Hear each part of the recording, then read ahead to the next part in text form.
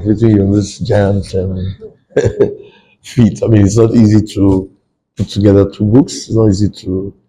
I mean, I can imagine what must have gone into getting them ready and also uh, to be prepared for the your birthday and all that. So let me take it in two parts. The first part is from the event. Yes, sir. How what's your view of the turnout and how everything went that day? You know, the truth is, I think I'll just return all the glory to the Almighty God. You know, I think Mr. Wale Adenuga used to write at the end of any of his all his programs. Yeah. He will say, "We are nothing but pencils in God's hands." You know, sometimes you extend an invitation to people, you don't know who will turn up, you don't know who will not turn up.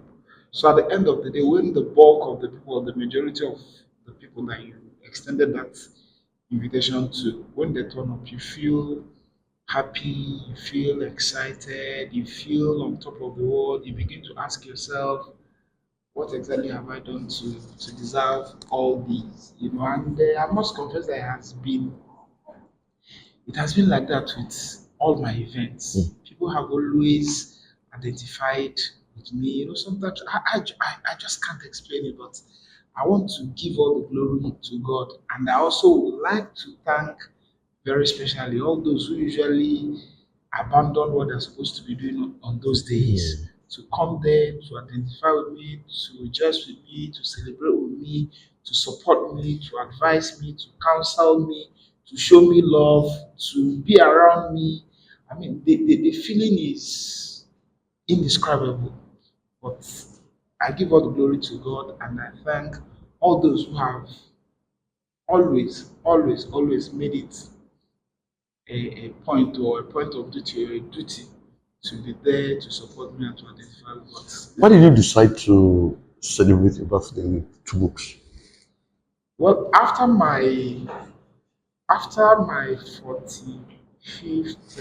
birthday, when I released my two new books, the CEO's Bible 1 and 2, it now occurred to me that birthday should not be all about party. For me, we all have different Yeah. ways we approach issues. But for me, I just thought after that day that I should find a way to always tie my birthdays to something. But I've chosen to be academic about it. So what I try to do is once every 2 years, once every 5 years or so, I try to come up with books. I started by writing one book each. Then after some time, it occurred to me that you can't continue to write one book, so I now increased it to two. So I'm hoping that maybe when next I do another public presentation of my books, with the help of God, I should be able to make it to three because I've done one, I did two, I did two, I did two, I did two. Because currently I have 9 books, so that I can do three. For a change. So that's what I'm just thinking and believing and trusting God that at the end of the day everything will pan out well. Okay. Before I leave the books, Yes, sir. can you just give us an idea of what is in the first book, My Story of Many Colors, and then anything Okay. and everything else? All right. My story of many colors. The title actually was inspired by Dolly Parton's song, My Coat of Many Colors. Okay. That was what inspired it. So what I tried to do with My Story of Many Colors, I tried to chronicle some of my encounters, with some of the people that I have been privileged, that I have been opportune to interact with. Like I was privileged, before President Bola Ahmed Tinubu assumed office, to be invited to one of his media palace. Okay. So I had to put the story down. I also I've been privileged to be invited to a couple of interactions with P2B. I also put that down. Then when I was the district secretary, more or less like the second in command in Rotary in the whole of the district, this was 9110. The district went to visit former President Olusegun Obasanjo. So I have to put that one down. When Dr. Mark Ademba clocked 70, despite the fact that I've not been opportune to meet him one on one, I did 70 things that I've come to know about him and everything. And I mean, a lot of people talked about that. Then there was a day I was opportune to spend an hour with former Senate President and Secretary to the Government of the Federation, Anim Pius Anim. So I also put it down there. I also had a beautiful afternoon session with another former Senate President, Kenan Namani. It is also there. Then there was a time that Bashir Dele Momodu was going to Sokoto. He took me along. In the course of the visit, I was opportunity to also talk to then Governor Aminu Tambuwal. Then as a Rotarian, I mean, the doing of past district governors is President Julius Adebi. I also recounted my what happened, when I came face to face with him. Then Michael Olawale Cole, who is currently the president of Lagos Chamber of Commerce and Industry, a former commissioner and co. His story is also there. The boardroom guru, Michael Omola Yole, who also happens to be a Rotarian. When we visited Rotary Club of Apapa, he invited us to his house, and I was opportunity to ask him a few questions. Then Omogui Okaoru Ifweko, who used to oversee the federal inland revenue, there was a Rotary function where I ran into her, and I put her aside, and she gave me an interview or a chat, so to speak. I also attended a party one day, and that happened that anyway, I arrived first. When Kola Abiola came into the venue, he came to sit because the seat beside me was free, so he came to sit there. And as a journalist, I just said, imagine my reporter coming back to say, and guess who sat next to me? Kola Abiola. I was like, so what did you ask him? So immediately I activated my antenna as a reporter. So we got talking. I also put that there. Then, when Bashir Dele Momodu was going to take that second shot at the presidency, the time he needed to tour the East, he took me along. So I had to also document that. Then Oliver Coco, I had a very good relationship with him, but when he died, his death was so shocking to me that I couldn't write any tribute for him. So, but after that, I now did my most memorable encounters with him. I remember on one occasion, I think it was when Ojukwu was getting married to Bianca. I attended in Enugu. So when he started singing my praises, I emptied my pocket, but he noticed, being an elderly person, he now whispered into my ear that after the event I should come and take my money. So when I went back, he gave me the money, then he dashed me something extra. Then sent to be, I mean, I should be one of the closest friends that I had before he died. So I also had to document that. Then during one of the Nigerian Guild of Editors conferences in Owerri that I went with my friend Olumide and then at some point I now said, okay, let me even take you to my village. So we went when we were coming back, we had even gotten to Owerri. We had an accident. I also documented that. So those are some of the things. Then even when Prince Emeka Obasi, the publisher of Hallmark, died, because I remember on a few occasions when he was bored, he would ask me to come over to the house. So I fell in love with the wife because she was always around the husband, taking care of him. Sometimes Emeka would be tempted to do something, but the wife would say no. So I just wrote something about, I entitled it "A Good Wife and Other Lessons." Because I saw how she stood solidly by him and stuff. So those are some of the things. Then a lot of people also do not really know the story of Yes International Magazine. To some extent, I also put that down. Then, I mean, the first time I fell in love, I was still very young. I don't know where the lady is because she will be a lady now, but by then she was a girl. So I had to chronicle that. I was in love with her to the extent that I had to take her book. And so those are some of the things that I have Okay. chronicled in my story of miracle. That's why I said, Dolly Parton said, Yeah. rags from her mama here, there, here, there. So this is a collection of some of those things, a potpourri of stories that I Okay. put together to, yes. Then anything and everything journalism. I read mass comm for my first degree. Okay. But I remember that back then when I was in Enugu, the majority of the books that we read then were written by foreigners. Hmm. And it occurred to me that, I mean, yes, it is good to know what is happening in other climes, but we should also celebrate what we are doing. We should also let people know what we are doing. So what I did was I had actually targeted over 100 journalists. Hmm. And out of those 100, well, I was able to talk to over 80 of them, Hmm. and I went for the best and the brightest. That is why, you look at someone like Olusegun Oshoba, you look at someone like Ray, you look at someone like Bayo Nonoga, Maka Woyinfa, Dele Momodu, Femi Adesina, Dimba Igwe, Sheke Inde, Simon Kolawole, Azuh Ishekwena, Ruben Abati, Muskili Mojid, Olusegun Adeniyi, Ikechukwu Amechi, Larry Zamoji, Femi Sowolu, Bisi Olatilo, Sonny Rabo, Adesu Onyenokwe, Bimbo Loyede, Kunle Bakare, Steve Ayorinde, Funke Egbemode, Gbenga Omotosho, Gbenga Adefaye, Ezra Naba, Chris Isiguzo, Ibim Seminatari, Femi Akinye Johnson. So what I did was I had to sit down with them, some of them for 1 hour, some for 2 hours, some for 3 hours. Let them take us through how they started.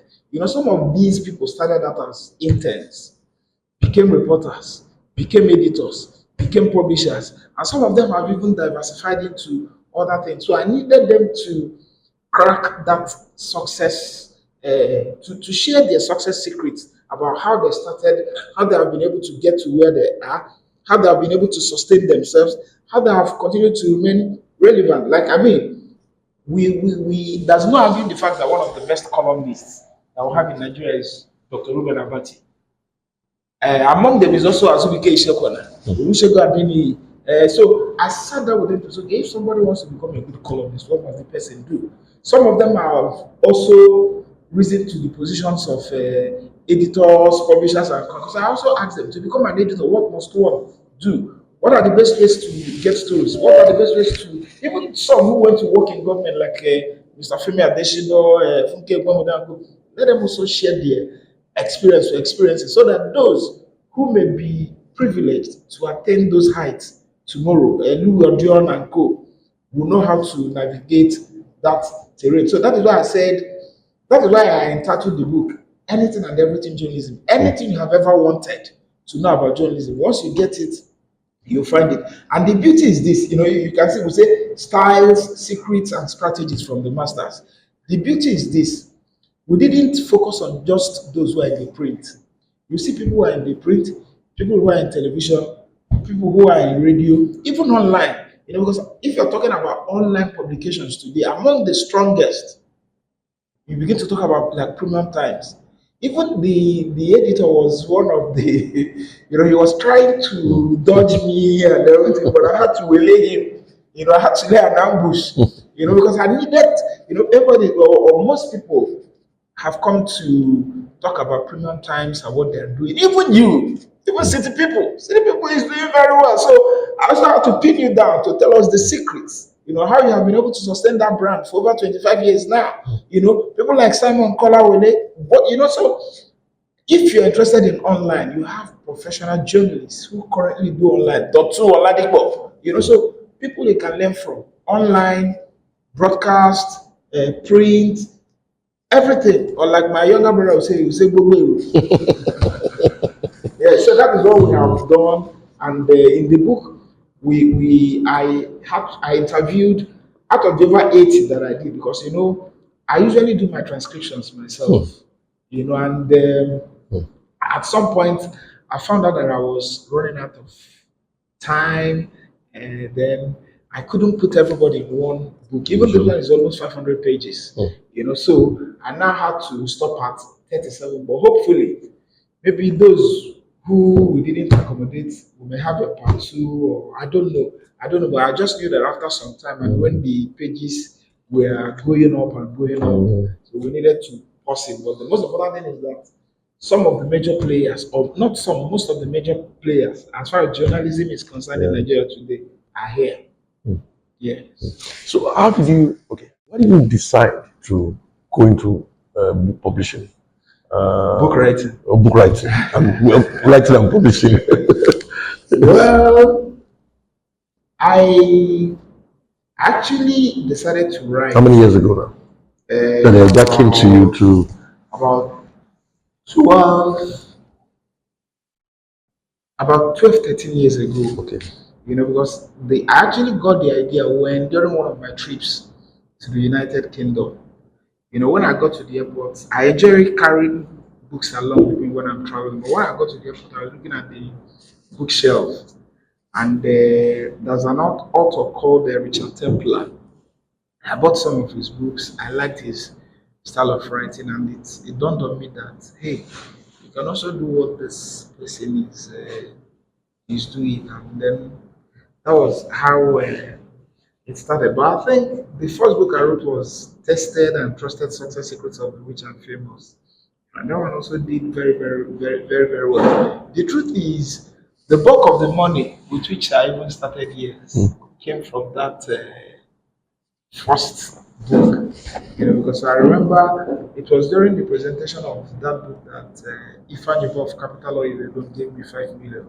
And it was the first 5 million I was seeing in my whole life. And so that was also part of the money that I used to start international journalism. But why did I start writing? I've been reading books written by others. So it dawned on me that others should also read books written by me. I wanted to also contribute to that body of knowledge and co. And because I also felt I had something different, something special, something beautiful, and something meaningful to contribute to that sector. And I must confess that so far, so good. Okay. And one thing that most people also forget is that journalists are supposed to be among the most prolific authors and even among the best authors. Because they write every day. The problem is just that most of us are unable to put a fence around what we do. Because, once you're able to put a fence around those works, automatically it becomes a book. But of course, there are some things that you need to. It's not just enough to gather your materials. There will be the introduction. There will be the prologue. There will be the epilogue. There will be the foreword. There will be this. There will be that. There will be this. There will be that. So those are some of the issues. And this must take a lot from you. Yeah, Tell us a bit about the drudgery, the challenges, and all of that. It's crazy. I remember at some point, like I said, let me use anything and everything journalism for example. There are 37 interviews here.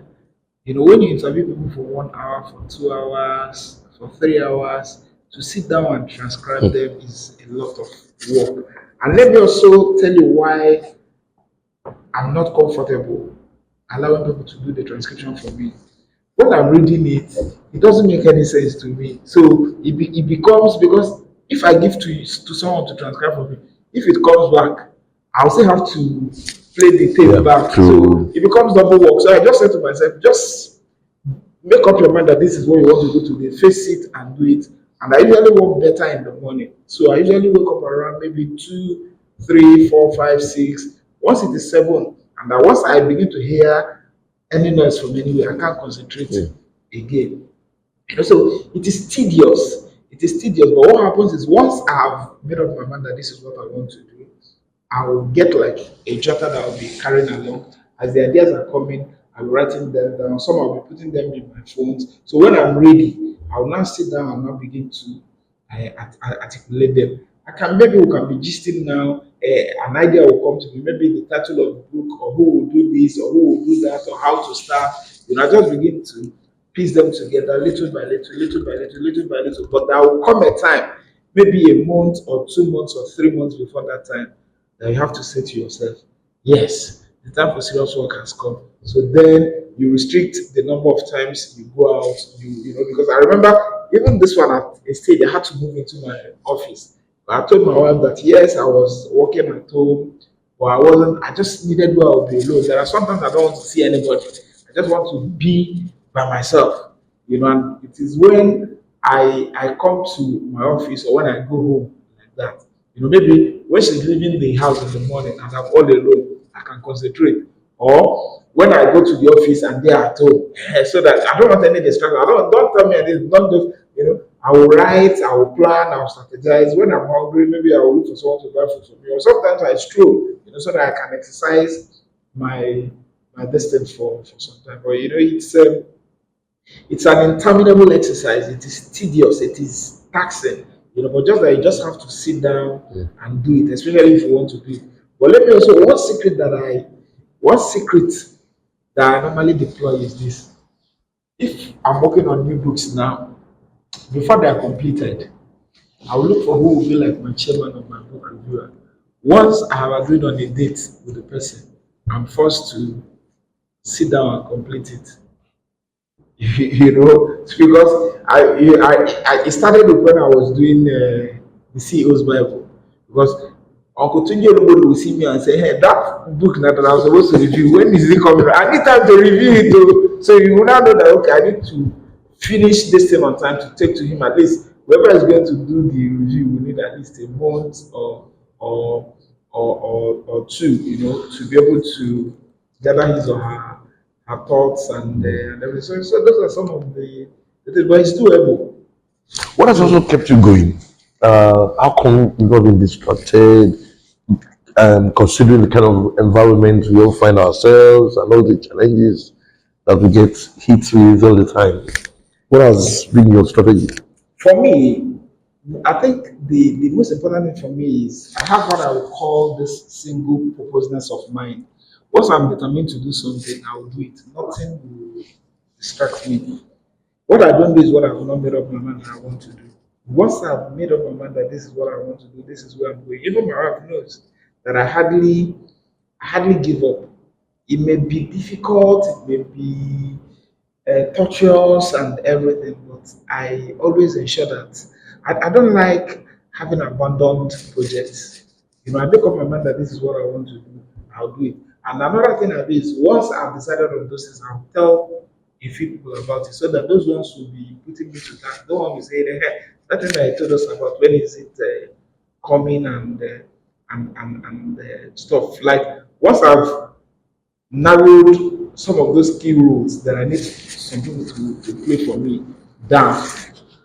So I remember I attended one book presentation one day and the book wasn't ready. They said that the printer disappointed them and quite and it was a very big person that was doing it. So usually when I'm doing any book presentation, at least a month or two before that time the books should have been ready. Because I must give to the person who is going to do the big book review. So that also pushes me, that also gets me to give it my best shot, to work harder and everything. So that's how I've tried to do. But above all, I think all the glory should go to God. It's not. It has nothing to do with how hardworking you are, how brilliant you are, how creative you are. But no. We've seen much more creative people, much more talented people, much more blessed people, much more connected people who didn't amount to much. So the most critical thing is the when the grace of God is upon what you're doing, you keep. Yeah, but even with that is just the most critical thing. The other thing is just for you to never take no for an answer. Keep pushing, keep striving, keep driving, and then God will surely crown you happy. Let's take a look at yes magazine. Yes. From how you started and how things have evolved over time. When you look back, how does it make you feel? think one of the best decisions I took was to leave when I did. Um, the truth is this, in all fairness to Mr. Wakara, he was extraordinarily nice to me. We disagreed. It was after I announced that I needed to move on. Now as an entrepreneur myself, when your key or your star player says he no longer wants to play, he wants to join another team, of course, you won't. But but I just felt I had said to myself that when I get to 40, it would be nice for me to do my own thing, you know. That is one. Then two, having served as the editor of a paper, I was the editor of a company for 8 years. I remained the longest serving editor of a company. Nobody edited in Nkumen for up to 8 years. So I felt, even if I had gone to the House of Reps or I had won a governorship, they said, you maximum you do 8 years. Okay, National Assembly is has no time No limit. time limit. Yeah, but if I become a governor or something, it's 8 years. So I felt that having done 8 years, it was time for me to try something else. I needed new challenges. I needed something else. I needed to be on my own. I needed to see what I can also do for myself and what I can. So those were the things that it wasn't. I just felt that I had done enough. I all my life, I have only worked for two people, Mr. Kule Bakari and Mr. Fima Akinde Johnson. Together, I worked for them for 17 years. And having served for 17 years, I just knew that it was time for me to move on. And even living in Cornwall, when I say it, most people won't believe. I didn't plan to leave when I left. I left at 39, but I was planning to leave at 40. But just like when I announced it, things didn't pan out the way I had expected and everything. So enough quickened my exit. As at the time I announced that I was going to leave, all the money I had was 520,000 naira.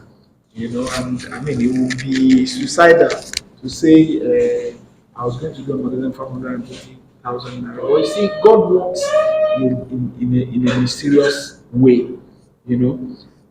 While the whole thing was raging, I now had that public presentation of my first book, Tested and Trusted Success Secrets of the Rich and Famous.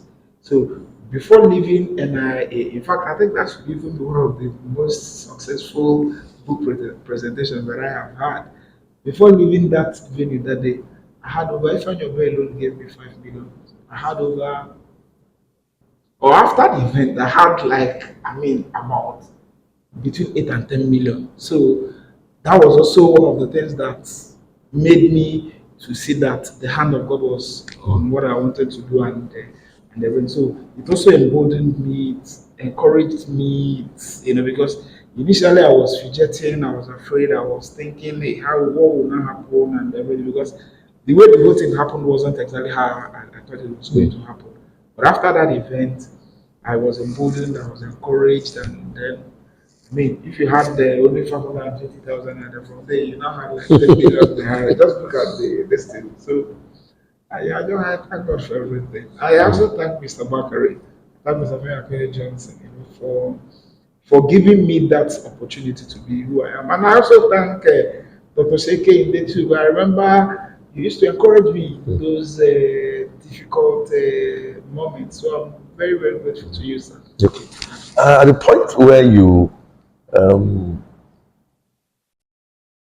had to transit from physical publication to online, what went through your mind at that time? Well, how easy was it to take that decision to? Well, okay, why it was not so difficult is this. Initially we started out doing just the hard copy, but after some time we were doing both, although we were paying more attention to the hard copy. So when things became very, very unstable, we now moved everything online. Well, I think when we were doing hard copy, we worked harder as journalists compared to now. That is how I see it, because then we went beyond the call of duty. We pushed ourselves, we stretched ourselves. But these days you find out that people don't even have the patience to read long stories and go. So sometimes you begin to ask yourself, all this wahala, will they read them and everything? People just want the stories brief, back, back, back, back, back. So those are also some of the challenges. But for me, it wasn't really any difficult. It wasn't so difficult moving from print to online, because back then we were managing both. Although we were paying more attention to the print, or the printed copies of the magazine. Okay. Then yeah, so that was how we handled it. Okay. How do you see the state of journalism today? Deplorable, Journalism. pitiable. Um, it's so sad and unfortunate. Did you see it coming? I didn't. Okay. It caught. Anyway, let me speak for myself. It caught me unawares. I didn't see it coming. The way people report now, the way people conduct interviews, the things you see people publish. Even sometimes the supposedly serious papers, trying to do what non-professionals are doing and things. I mean, it is so sad. It is so sad. I don't know how we're going to rescue our profession. I don't know how we are going to take it back from the non-professionals, because if you sit down and you look at it, well, some professional journalists are still there, but you found out that because these days most people can't differentiate between the professionals and the non-professionals. Everybody is now an influencer. Everybody is now a journalist in quotes. Once you can buy data and you have an Android phone, you can post anything. I know people don't know that journalism, there are rules and regulations regarding them, that you can't just publish anything. So some people think that, because they have data, because they are on Facebook, because they are on Twitter, they are on Instagram, that they can write anything.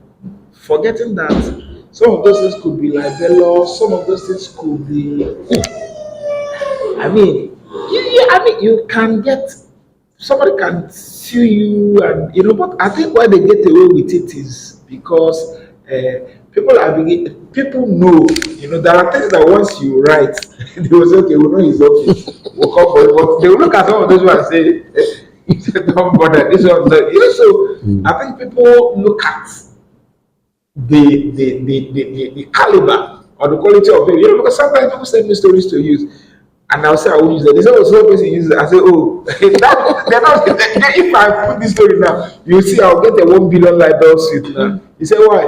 I know that they know that person is inconsequential. They won't waste their time, they won't dissipate the energy pursuing who they don't reckon with. I say, if I try it, I'm assuring you the next 24 hours, the person's lawyers will write me.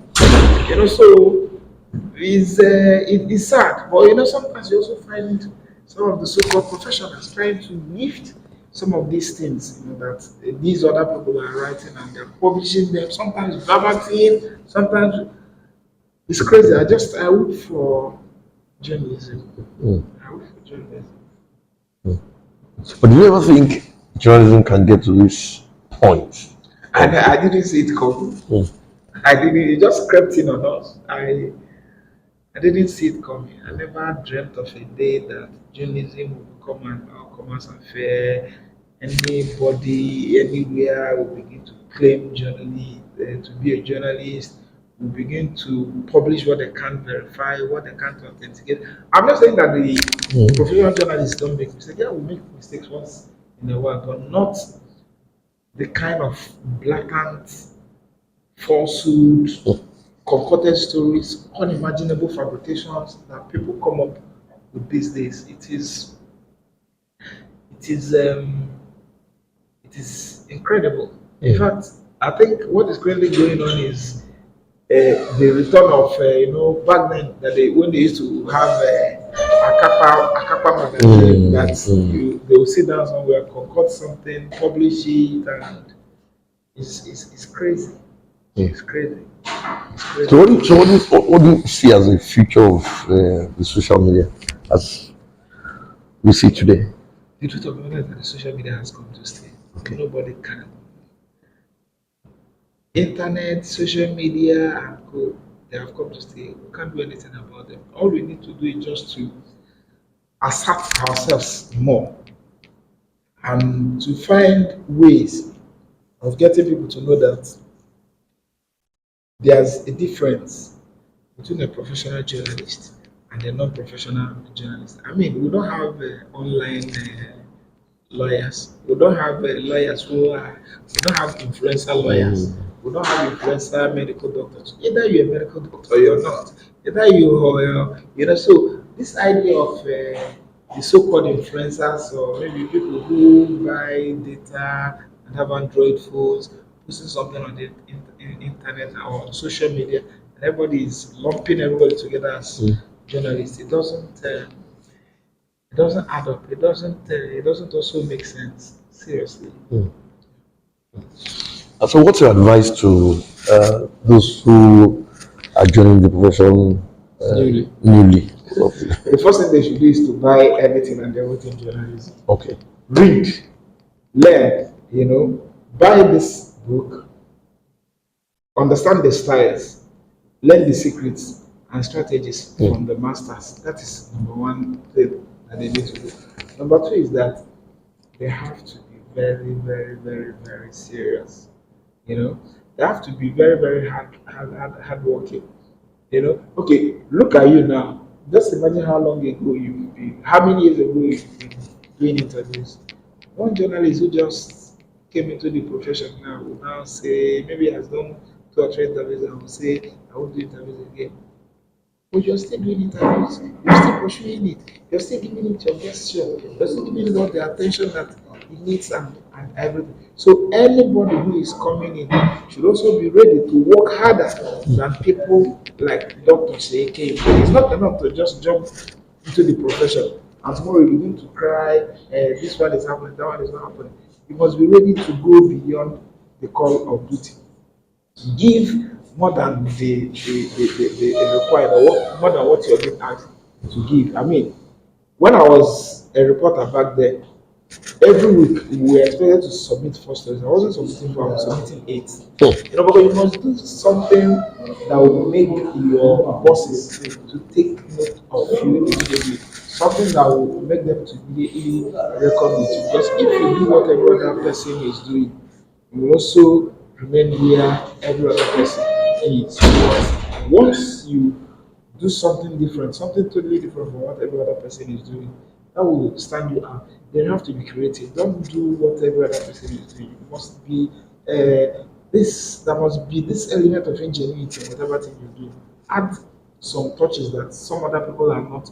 Because those are the things that will stand you out. If you begin to do exactly what other people are doing or have been doing, they will not all of you together. But you must stand out.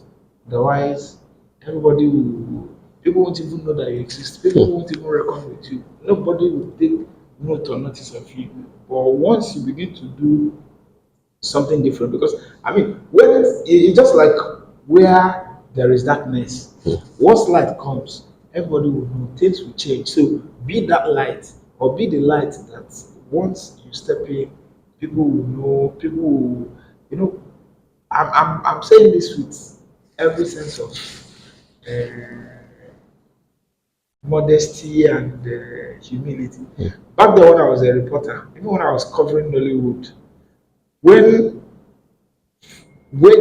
when I attend certain events, when they are even saying, "Okay, you take this one," they will give me more because they'll see your comportment, your courage. Even they will know that when you get back, the way you treat the story and everything. So people began to accord you more respect. People began to cut your friendship because they know that once you agree to do this for them, they will see something different from what every other person is doing. So those are the ones that I can really remember now, sir.